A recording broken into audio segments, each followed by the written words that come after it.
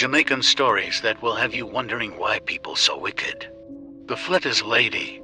Full story. A lady used to sell Flittaz in front of a primary school in Jamaica. She was well known and her Flittaz sold out as soon as she set up shop. Both kids and parents alike ate the Flittaz, sometimes going back for seconds.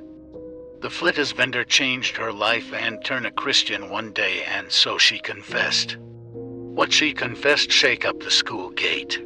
Follow Jamaican True Stories. She told everybody that in order for her Flittaz to sell, she was told by her Obeah man to wash out her poom poom and mix the poom poom water into the batter of the Flittaz. The people and children were shook. They had been eating poom poom Flittaz all along. The vendor left the school gate and never returned.